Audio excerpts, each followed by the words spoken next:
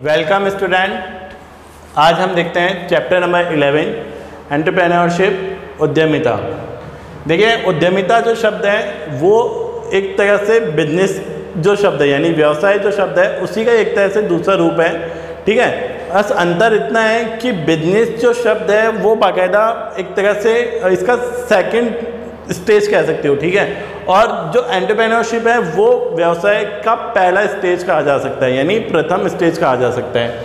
अब सबसे पहले हम इसको मीनिंग को समझते हैं कि मीनिंग क्या है।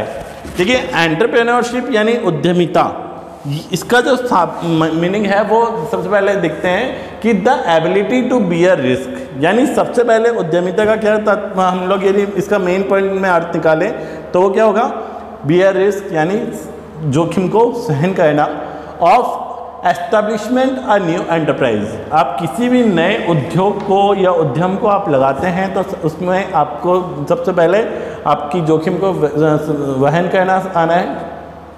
इट्स डायरेक्शन, इसका निर्देशन, controlling, bringing changes and innovation, यानी इसके बाद में इसका नियंत्रण, और जो ब्रिंगिंग चेंजेस, जो कंटिन्यू जो चेंजेस यानी कि जो परिवर्तन लाने हैं किसके साथ में, इनोवेशन के साथ में यानी नवाचार के साथ में।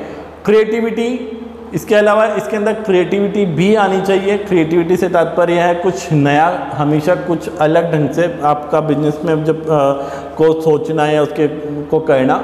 टेकिंग करेक्टिव एक्शन, यानी सही समय पे सही एक्शन लेना। अब सही समय पे सही एक्शन लेने का मतलब है कि आप भी जो भी प्रोडक्ट है उसके अंदर जो उसकी जो प्रतिद्वंदी जो कंपनीज हैं यानी जो कॉम्पिटिटर्स हैं, उन कॉम्पिटिटर के द्वारा जैसी स्ट्रेटजी चेंज की जाती है तो इसको भी उसी अकॉर्डिंग करेक्टिव एक्शन लेना होगा। Can be called an entrepreneurship, इसे आप उद्यमिता कह सकते हैं। ठीक है, आगे होगा अब तक तो समझ में।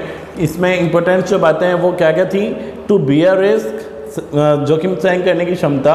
ठीक है, इट्स डायरेक्शन, निर्देशन, controlling, bringing changes and innovation. इसके अलावा जो भी आप जो परिवर्तन है उनको आपको नया नवाचार के साथ, परिवर्तन के साथ में लाना। क्रिएटिविटी, कुछ नया सृजनात्मक कुछ क्रिएटिव करना। टेकिंग करेक्टिव एक्शन, यानी समय के ऊपर सही कार्य या एक्शन लेना, क्या कहलाता है, can be called an entrepreneurship. यह एक तरह से एंटरप्रेन्योरशिप कहला सकता है। देखिए, अब एंटरप्रेन्योरशिप जो है ना, इसमें के भी एक तरह से हम इसे 3 पार्ट में डिवाइड कर सकते हैं। ए फर्स्ट, एंटरप्रेन्योर। एंटरप्रेन्योर कौन होगा, जो व्यक्ति उद्यम करता है, जो उद्योग लगाता है। एंटरप्रेन्योरशिप यानी जो डायरेक्शन, कंट्रोलिंग, एक्शन, ठीक है, इसके अलावा उसका जो प्लानिंग है, वो सारे जो काम होते हैं वो किस में होते हैं, एंटरप्रेन्योरशिप। और एंटरप्राइज, ये इसका थर्ड पार्ट है, एंटरप्राइज। एंटरप्राइज में क्या होता है कि जो आपके उद्यम जो बन चुका है, ठीक है, वो आपका जो उद्यम यानी उद्योग लग गया, आप काम शुरू हो गया, वो आपका एक एंटरप्राइज कहलाता है। ठीक है, तो इसके 3 भाग समझ में आ गए आपको। फर्स्ट, एंटरप्रेन्योर यानी जो स्वयं उद्यमी है। एंटरप्रेन्योरशिप, जो इसके द्वारा जो डायरेक्शन, कंट्रोलिंग या जो अन्य जो क्रियाएं, एक्टिविटीज़ की जाती हैं वो एंटरप्रेन्योरशिप। और इसके अलावा जब इस कार्य को कार्य जो किया जाता है यानी अब जो कार्य करने के लिए बाद में जो प्रोसेस के बाद जो प्रोसेस है वो एंटरप्राइज के अंतर्गत आती है। ठीक है, अब अभी तक तो हमने आप इसका मीनिंग देख चुके हैं।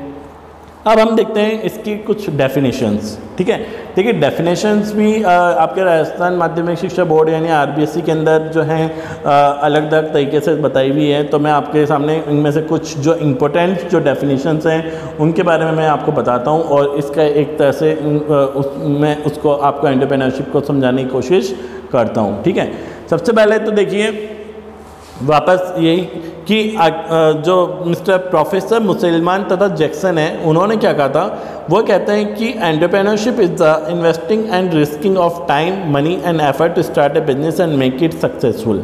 कि किसी भी व्यवसाय को प्रारंभ करने तथा उसे सफल बनाने के लिए उसमें समय, धन तथा प्रयासों का निवेश करना एवं जोखिम उठाना ही उद्यमिता है। यानी उन्होंने क्या बताया, उनके द्वारा कहा गया कि यदि आप कोई भी बिजनेस करते हैं और उसको आपको सक्सेस बनाना है तो एक तो आपको क्या देना होगा, समय, इसके अलावा धन, ठीक है, और आपके जो एफर्ट्स हैं, आपके जो प्रयास हैं वो आपको लगाने होंगे। इसके साथ में आपको जोखिम उठाना, यानी जैसे मैंने आपको डेफिनेशन में बताया था, रिस्क बियर, आपको रिस्क भी बियर करनी होगी, तब आप एक सफल उद्यमी या आप एक सफल उद्यमिता को देख पाएंगे। ठीक है, ये तो क्या प्रोफेसर मुसलमान के अनुसार। अब नेक्स्ट आता है प्रोफेसर उदय पारिक एवं मनोहर नादकर्णी के अनुसार। ठीक है, according to professor Uday Pareek and Manohar Nadkarni, that's उनके द्वारा क्या है कि entrepreneurship refers to the general trend of setting up new enterprises in a society, यानी उद्यमिता से आशय समाज में नए उपक्रम स्थापित करने की सामान्य प्रवृत्ति से है। यानी अब आप उद्यमिता, जैसे मैंने आपको बताया, उद्यमिता एक तरह से क्या है, व्यवसाय से पहले की पूर्व की क्रिया मानी जा सकती है, या एक तरह से इसको एक अलग पार्ट में माना जा सकता है। तो अब समाज में यदि आप कोई नया उपक्रम यानी न्यू एंटरप्राइजेज लगाते हैं, तो वो जो सामान्य जो उसकी जो एक्टिविटी होगी, जो सामान्य जो सेटिंग अप होगा, वो आपका एंटरप्रेन्योरशिप कहलाएगा। ठीक है, अब इसके अंदर जो डेफिनेशंस हैं वो कुछ इसकी फंक्शंस और एक्टिविटीज़ के अकॉर्डिंग है। तो इसके द्वारा जो फंक्शंस के द्वारा और एक्टिविटीज़ के द्वारा जो हैं, जो इसके में सबसे पहले डेफिनेशन दी है वह है जोसेफ ए शुम्पिटर। अब जोसेफ ए शुम्पिटर के अकॉर्डिंग क्या है कि entrepreneurship is an innovative function, it is leadership than ownership, कि उद्यमिता एक नव प्रवर्तनकारी कार्य है, यह स्वामित्व की अपेक्षा नेतृत्व कार्य है। बिल्कुल सही बात भी है, क्योंकि देखिए उद्यमिता के अंदर उसका क्या है, उसका सब कुछ पैसा, उसका टेक्नोलॉजी, उसका माइंड, ठीक है, और उसके द्वारा जो भी अदर एक्टिविटीज़ है, सारी एक्टिविटीज़ लगी हुई होती है। तो अब जब ये सारी चीज़ें लगी तो रिस्क भी है और साथ में उसको रिस्क बियर भी कहना होगा। तो उद्यमिता यानी एंटरप्रेन्योरशिप में क्या है कि एक तरह से वो क्या है, इनोवेटिव फंक्शंस हो गया। क्यों? क्योंकि इसके अंदर मालिक से ज़्यादा क्या करना पड़ता है, लीडरशिप यानी नेतृत्व। आपको अपने खुद के बिजनेस को संभालना होगा, आपको अपने खुद के बिजनेस के बारे में फ्यूचर प्लानिंग करनी होगी, आपको अपने खुद के बिजनेस के अंदर कुछ इनोवेटिव, कुछ नया करना होगा, आपको अपने बिजनेस के अंदर जो है कंट्रोलिंग और डायरेक्शन, ये दोनों क्रियाएं अपनानी होगी। तो आखिर में जब आप ही को आपका सारा काम करना है, तो ये एक तरह से आप ये नहीं कह सकते कि आई एम द ऑनर। ठीक है, आपको क्या बनना होगा, you are a good leader, आपको एक अच्छा नेता या नेतृत्व बनना या करना होगा। ठीक है, अब इसके बाद पीटर किलबाई के अनुसार एक और देखिए आप, वो क्या कहते हैं कि उद्यमिता विभिन्न क्रियाओं का सम्मिश्रण है, जिसमें बाजार अवसरों का ज्ञान प्राप्त करना, उत्पादन के साधनों का समायोजन एवं प्रबंध करना, उत्पादन तकनीक एवं वस्तुओं को अपनाना सम्मिलित है। मतलब entrepreneurship involves a wide range of activities which includes perception of market opportunity, compassing and managing the factors of production and introduction of the production techniques and products। अब इसमें तो उन्होंने कुछ ज़्यादा थोड़ा कार्य के अनुसार उसको बांट दिया, क्या क्या कि ये एक तरह से उन्होंने कई सारी क्रियाओं का क्या बताया, मिक्सर बता दिया, जिसमें क्या क्या आता है कि सबसे पहले तो आप बाजार के अवसरों का ज्ञान प्राप्त, यानी कि बाजार के अंदर आपके जो प्रोडक्ट हैं, उसके जो राइवल जो प्रोडक्ट्स हैं या कॉम्पिटिटर हैं, आप उनसे अपने प्रोडक्ट को और किस तरीके से चेंज करके या कुछ नई टेक्निक्स लाके आप बाजार के अंदर जो डिमांड है उसको कैसे पूरा करेंगे। उत्पादन के जो साधनों का समायोजन है, प्रबंध, यानी जो आपके पास में प्रोडक्शन के लिए जो प्रोडक्ट जो ये आपके रिसोर्सेज हैं, आप उनको किस प्रकार से एडजस्टमेंट और उनका किस प्रकार से मैनेजमेंट करेंगे। इसके अलावा जो उत्पादन की तकनीक है, वस्तुओं को भी अपनाना किस प्रकार से सम्मिलित कर सकते हैं आप अपने बिजनेस में, वो पीटर किलबाई ने अपनी डेफिनेशन में हमें बताया है। अब हम देखते हैं संगठन एवं संयोजन के संबंध में। इसके अंदर एक इंपॉर्टेंट डेफिनेशन है जो आपको दिख भी रही होगी ब्लैक बोर्ड पे, वो है अकॉर्डिंग टू हॉवर्ड जॉनसन।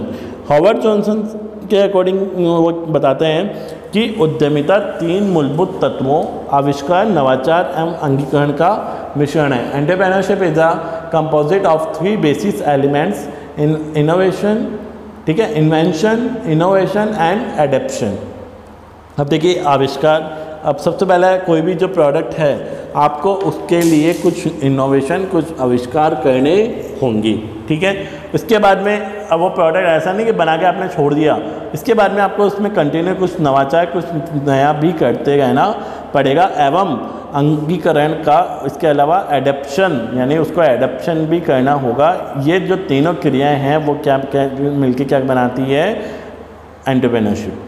आगे आपको समझ में, यानी इनके द्वारा 3 चीज़ें बताई गई थी, इन्वेंशन, इनोवेशन एंड एडेप्शन।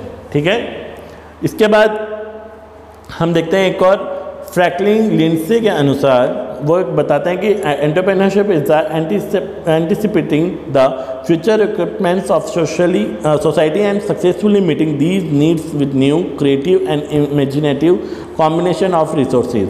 यानी उद्यमिता समाज की भावी आवश्यकताओं का पूर्वानुमान लगाना एवं उन्हें संसाधनों के नए सृजनात्मक एवं कल्पनाशील संयोजनों के द्वारा सफलतापूर्वक पूरा करना है। अब आपको भी पता है कि उद्यमिता जो है क्या करती है, समाज को अब जो उनकी आवश्यकताएं हैं उनको पूरा करने के लिए कुछ प्रकार एक तरह से बिजनेस करती हैं। ठीक है, बिजनेस ही करती हैं।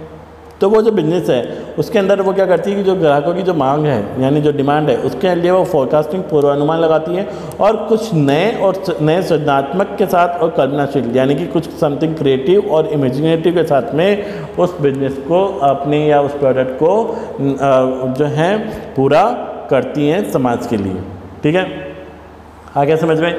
अब इसके बाद हम एक और देखते हैं कुछ इसकी एक और इम्पोर्टेंट जो डेफिनेशन है वो देखिए आप, मिस्टर ब्लैक बोर्ड पर दिख रहा होगा, प्रोफेसर राव एंड मेहता के अनुसार, यानी according to the professor Rao and Mehta कि entrepreneurship can be described as creative and innovation response to the environment, कि उद्यमिता को वातावरण के सृजनात्मक एवं नवाचारी प्रत्युत्तर के रूप में वर्णित किया जा सकता है। ठीक है, ये भी उसकी डेफिनेशन से थोड़ी मिलती जुलती है, जिसके अंदर क्या बताया गया है, इसमें एक तो क्रिएटिव और एक इनोवेशन।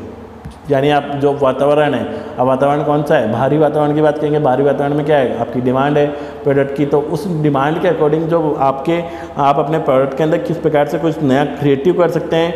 ठीक है, कुछ नया इनोवेशंस के साथ में आप अपने जो प्रोडक्ट है उसको मार्केट में किस प्रकार से उतारेंगे, ये सारी जो क्रियाएं हैं वो मिलके क्या बनाती है, आपकी एंटरप्रेन्योरशिप। ठीक है, तो फाइनली और कंक्लूजन में हम लोग इसकी डेफिनेशन क्या समझ सकते हैं कि उद्यमिता वह प्रक्रिया है जिसमें उद्यमी अवसरों की खोज करके सृजनात्मक नवाचार करता है, सामाजिक नव परिवर्तन करने एवं व्यवसाय को गतिशील बनाए रखने हेतु जोखिम उठाता है, और इसमें उद्यमी नवीन व्यावसायिक संगठनों की स्थापना करके उसका संचालन करता है तथा नवीन उत्पाद या सेवा प्रस्तुत करने का साहस करता है। यानी as a conclusion it can be said that कि entrepreneurship is the process of searching and exploiting the profitable opportunities, creating new utilities and values by transforming resources and by bearing risks of innovative decisions so that society expectation and needs can be fulfilled and the wealth can be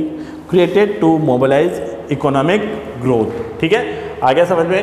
तो अब आपके सामने कुल मिला के उद्यमिता जो है उसके अंदर मुख्य रूप से 3 या 4 ही बातें सामने आती है। फर्स्ट क्या, to bear risk, second invention, ठीक है, third innovation and fourth adaption. ठीक है, ये सारी जो क्रियाएं मिलकर क्या कहलाती है, उद्यमिताएं। ध्यान रखिएगा, एंटरप्रेन्योरशिप।